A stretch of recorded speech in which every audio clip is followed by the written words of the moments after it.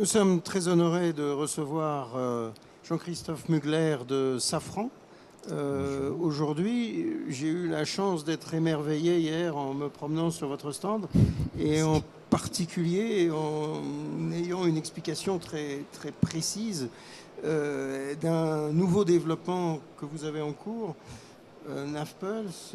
J'ai compris que le laser était un moyen justement d'éviter le brouillage et de pouvoir rester à l'heure lorsque d'autres vous font changer d'heure, etc. Alors, est-ce que vous pouvez nous en dire plus? Bien sûr, merci. Vous savez, chez Safran Electronics and Defense, l'innovation, c'est notre ADN. Et nos expertises, c'est la navigation et l'optronique. Et donc, les innovations que je vais vous présenter sont exactement dans ces domaines-là. NavPulse, c'est un concentrateur de données. Ça s'appelle DDU, Data Destruction Unit. Et donc, c'est un grand calculateur qui rassemble les données des senseurs sur un bâtiment, senseurs de navigation, senseurs de temps, des logs, des choses comme ça, et qui ensuite fait des calculs, des mises en réseau, et les distribue au sein du bâtiment. Donc, on est exactement dans notre ADN qui est d'utiliser les informations de navigation du bâtiment, d'utiliser les informations de temps, d'en faire des fonctions de plus-value et puis de les distribuer au sein du bâtiment. NavPulse. Voilà. D'accord.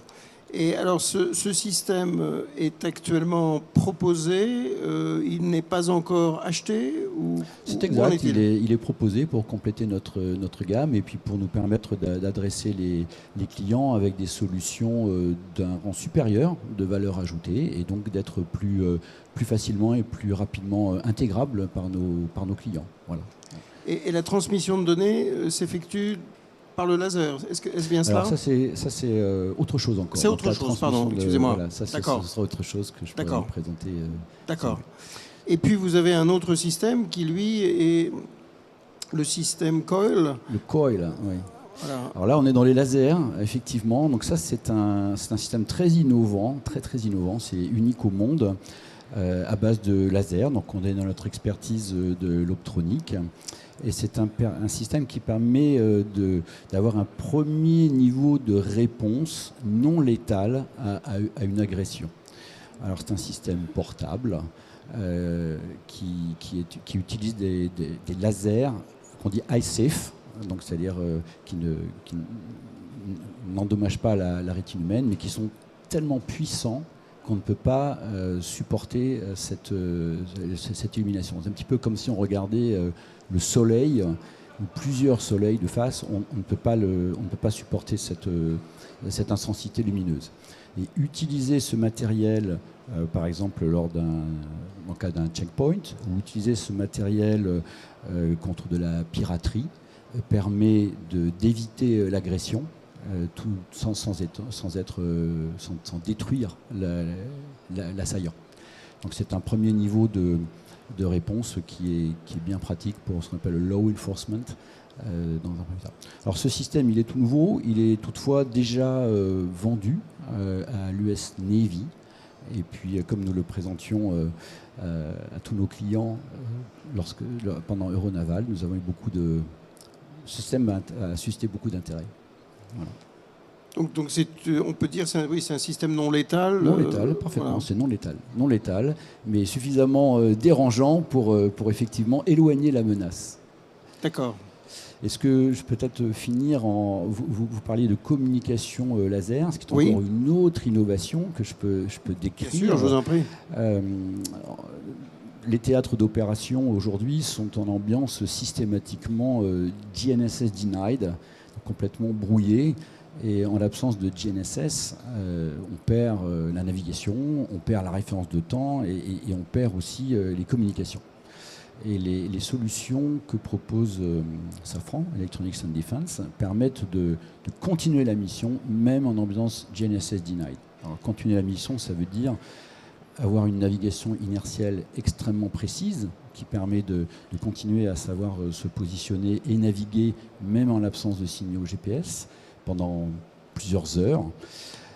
Continuer à avoir une référence de temps extrêmement précises à base d'horloges atomiques, très petites. Et cette référence de temps est essentielle pour deux raisons. D'abord, elle permet de garder les systèmes de communication, les data links entre éléments du champ de bataille. Et puis, elle permet, cette référence de temps, de détecter que le signal GNSS est brouillé. Donc là, on vient de répondre à la navigation, on vient de répondre à la référence de temps. Et après, il faut continuer à communiquer sur le théâtre d'opération. Et en ambiance brouillée, la communication sur le théâtre d'opération peut se faire au travers de liaisons optiques laser qui sont suffisamment rapides, précises, pour pouvoir, à partir d'un bâtiment qui dispose de la référence de temps, dispose de la navigation, distribuer cette référence à tout le groupe naval. D'accord. Et là aussi, c'est un programme que vous avez en développement? Exact. C'est ça. Exact. C'est issu de votre programme de R&D, je suppose. Alors, pour arriver à une fonction telle que celle-ci, il faut énormément de briques. Oui. Alors, il y a des briques qui sont parfaitement matures aujourd'hui. C'est les briques des viseurs.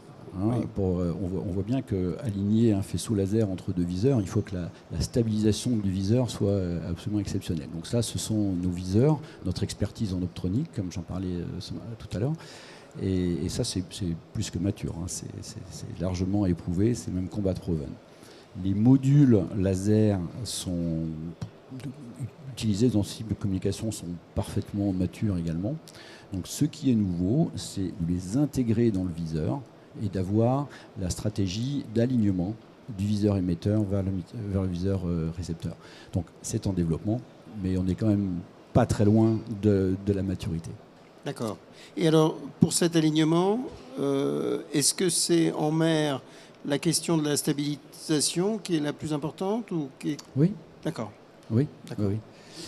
Voilà. C'est ce qu'on appelle une liaison point à point.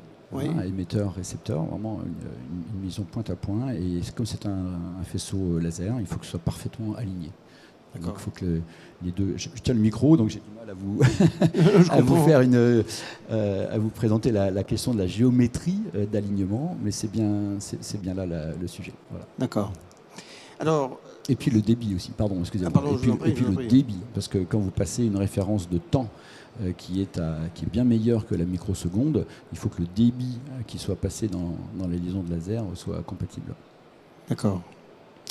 Alors, ce qui a fait la une de la presse récemment, ce sont vos succès en mer Rouge, le fait que vos équipements ont été déployés sur les frégates, sur les FREMM qui ont été envoyés en mission, et que vous avez pu, dans un délai bref, adapter un système qui existait, d'après ce que j'ai compris, pour l'armée de terre, mais qui n'était pas encore pour la marine, et qui a permis de pouvoir résoudre un peu ce problème de l'équation des munitions face à des objets qui arrivent, des drones, et d'apporter un complément. Alors, est-ce que vous pouvez nous en dire plus? Donc, c'est votre système PASEO, si je comprends bien.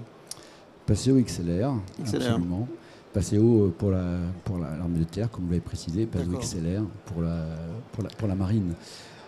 Oui, tout à fait. C'est une grande fierté pour nous d'avoir eu la confiance de la marine pour faire ça très vite. Et puis il y avait une urgence opérationnelle. Il était indispensable pour notre société de répondre au présent pour accompagner nos forces en mer Rouge, où il y a quand même beaucoup d'actualité tout de suite. Alors le PASEO XLR, c'est un viseur optronique d'identification à très très grande distance.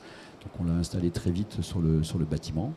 Et le viseur, il est déjà déployé dans pas mal d'autres sujets, mais celui-ci, il est bien dédié aux applications marines. Et donc en particulier, il soutient les environnements marins et il a des dispositions de maintenance qui sont bien adaptées à la marine. Et en termes de performance, il est inégalé. Sur fond de ciel clair, on peut atteindre jusqu'à 100 km de détection d'aéronefs. En rasant, on peut identifier jusqu'à l'horizon. Et c'est très très bien adapté. Là encore, on va parler de la stabilisation du viseur, de son orientation et de la stabilisation de la visée. Et cette ligne de visée donnée par le viseur est suffisamment précise pour pouvoir engager les armements du bâtiment. D'accord. Et donc, C'est un système qui est utilisé donc uniquement pour la détection et la classification. Oui, on peut dire ça. C'est un système qui est utilisé pour l'identification. Donc l'identification. Il est entre la détection et l'effecteur. Ce qui me permet de décrire la détection, qui est faite par un autre système optronique de Safran, qui s'appelle le Vampire, et qui est ce qu'on appelle un IRST, Infrared Search and Track, qui est un viseur qui est constamment en révolution, de façon à pouvoir scruter à l'horizon des menaces, ou en tout cas des cibles ou des signaux d'intérêt. Et lorsqu'on a détecté des pistes qui sont d'intérêt, à ce moment-là, on utilise le PASEO XLR dont on vient de parler pour pointer très précisément et vérifier si c'est effectivement une piste qui est dangereuse et qu'il faut traiter, ou bien si c'est autre chose. Et lorsqu'on décide d'intervenir, donc là c'est les effecteurs, alors soit on engage les armements du navire, soit on engage un autre système que Safran Electronics and Defense fabrique, qui est un système de leurrage, ce qu'on appelle Skyjacker. C'est un système qui, lorsqu'on a bien identifié la géométrie d'une cible assaillante, eh bien on peut leurrer sa position, leurrer son récepteur GNSS pour lui donner une fausse position. Et ça, c'est un système qui est très performant et qui est très bien adapté à des attaques saturantes. Lorsqu'on est face à un essaim de drone, par exemple, qui est le cas le plus difficile à contrer, eh bien, lorsque vous leurrez un récepteur GNSS, vous les leurrez tous, en fait. Oui, d'accord. Alors donc ce système Skyjacker est lui déjà déployé par la Marine nationale et par d'autres marines aussi ou... Oui, alors la primeur va à nos propres forces, bien sûr. D'accord. La primeur va à nos propres forces, mais il y a un intérêt considérable de tous nos alliés sur ce système-là. On comprend bien pourquoi, puisque les théâtres d'opération aujourd'hui, même ceux qui sont à nos portes, aux portes de l'Europe, sont en ambiance complètement brouillée aujourd'hui. Il y a énormément de véhicules aériens, énormément de surveillance, énormément de drones de tout type. Et donc, on est dans la guerre électronique, en fait. Oui. Le cœur de la guerre électronique. Et puis, dans vos autres développements, j'ai compris que le groupe Safran avait acquis une entreprise qui était spécialisée dans l'intelligence artificielle et dans l'analyse de l'imagerie satellite, mais aussi d'autres imageries pour, là encore, identifier des pistes d'intérêt militaire. Est-ce que vous pouvez nous en dire plus ? Oui, là encore une grande fierté. Une grande fierté, donc on parle de l'entreprise Préligence, qui est spécialisée en intelligence artificielle et qui a des solutions absolument uniques au service de la défense nationale et d'autres. Et donc une grande fierté d'avoir pu acquérir cette société et l'intégrer, intégrer ces hautes technologies aux côtés des autres hautes technologies de Safran Electronics and Defense.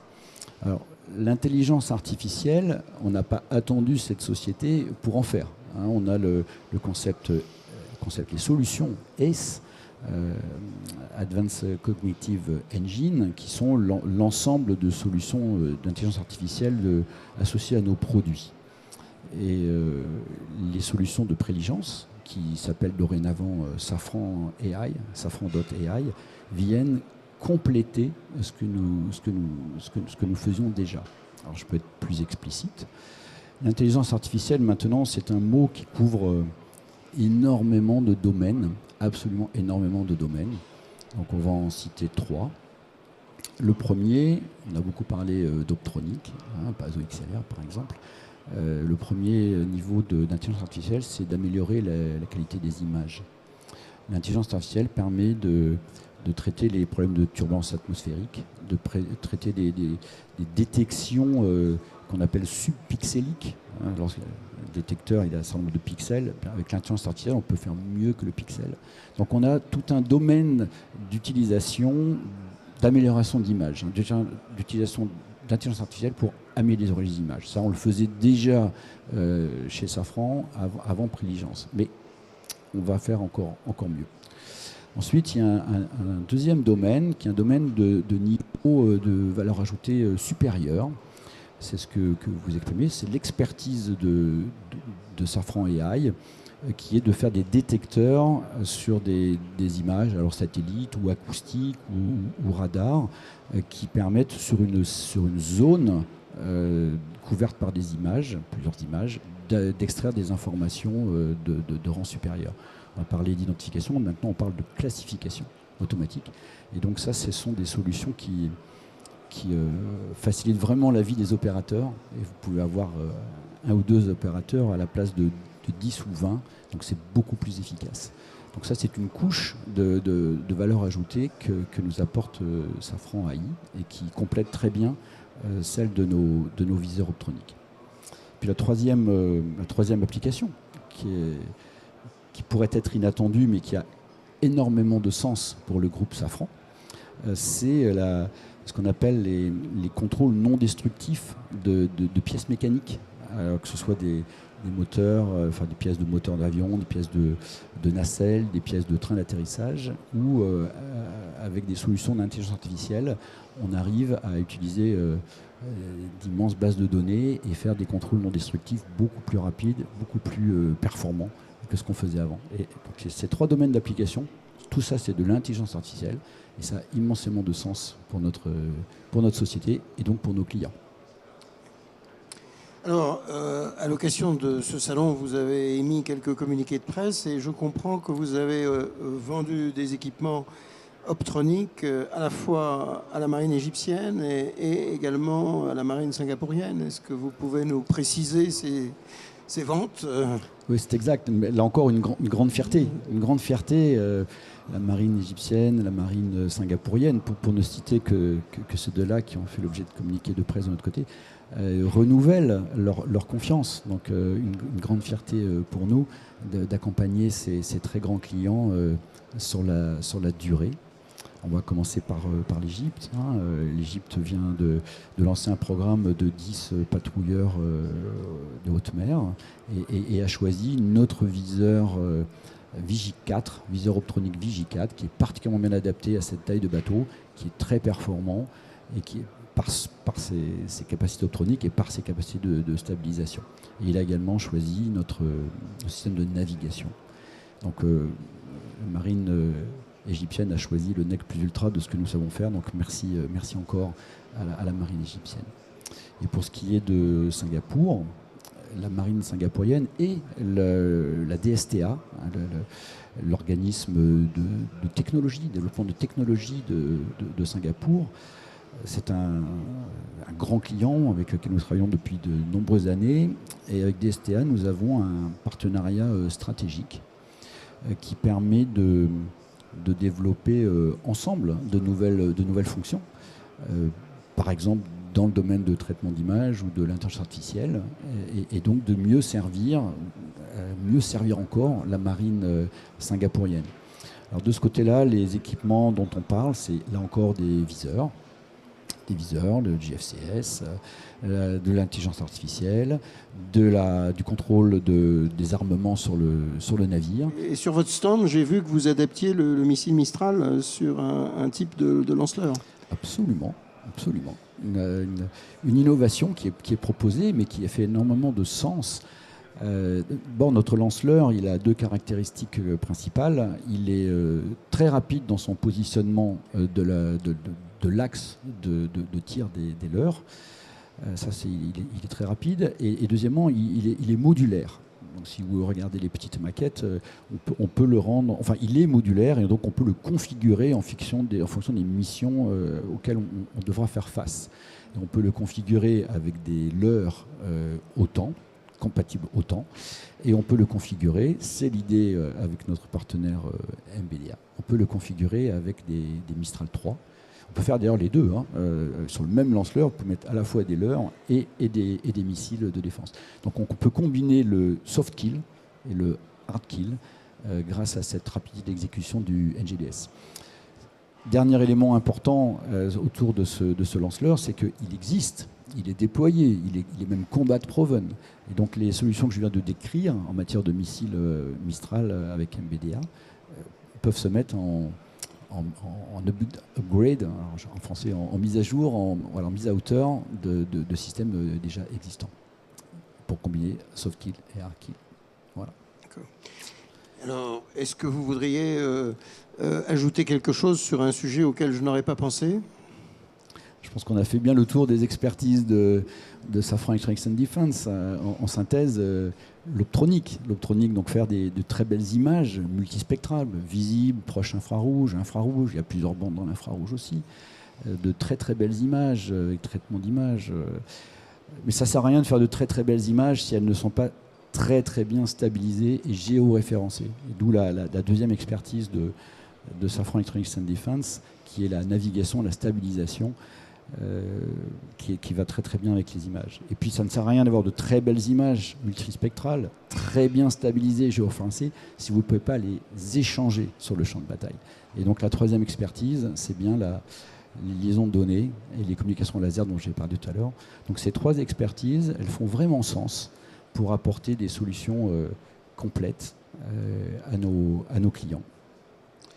Eh bien, je vous remercie beaucoup pour ce panorama. Merci à tous et bonne journée.